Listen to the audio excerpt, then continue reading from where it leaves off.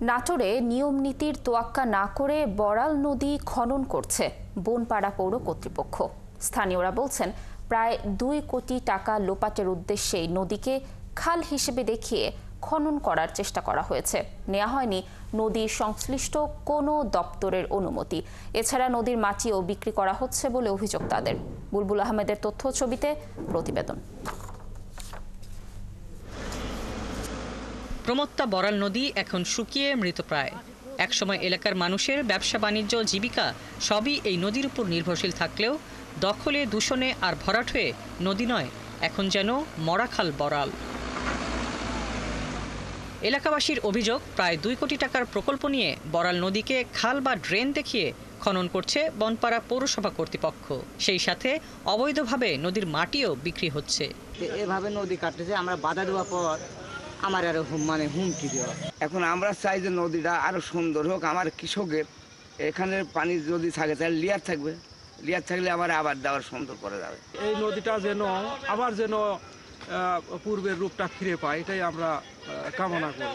বলিতে যাচ্ছে আমরা উপর থেকে টিউনো অফিস থেকে অর্ডার মডেল নিয়ে এসে বেচতেছি।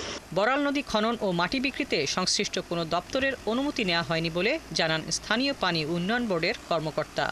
আর এর ঠিকাদারি প্রতিষ্ঠান খুলনার আমিন অ্যান্ড কোম্পানির প্রতিনিধি বলছেন, বড়াল নদীর ব্যাপারে তিনি অবগত নন। বড়াল যে খনন করার ক্ষেত্রে আমাদের কাছ থেকে অফিসিয়ালি কোনো অনুমতি নেওয়া হয় নাই।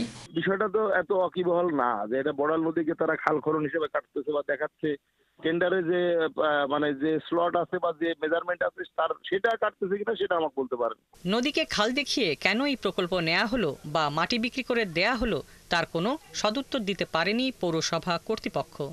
আমরা তো আপনার শিডিউল অনুযায়ী নিব, আর যদি মনে করেন যে প্রজেক্টটা ভুল প্রজেক্ট তাহলে সেটা ডিফারেন্ট, সেখানে আমাদের করার কিছু নাই।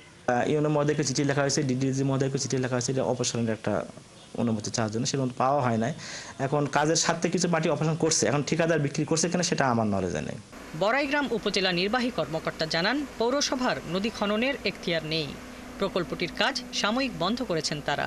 পরিপূর্ণভাবে মাটির বিষয়ে যখন পূর্ণাঙ্গ নির্দেশনা না পাবো ততক্ষণ পর্যন্ত এটি কাজ চলবে না, কারণ যেহেতু 2 পারেই রাস্তা রয়েছে, যার কারণে ওখানে মাটি রাখার কোনো অপশন নেই।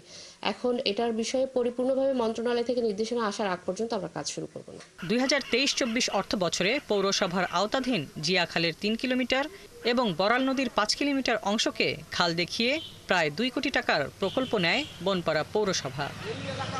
হাসিবা আলী বর্ণা, 71।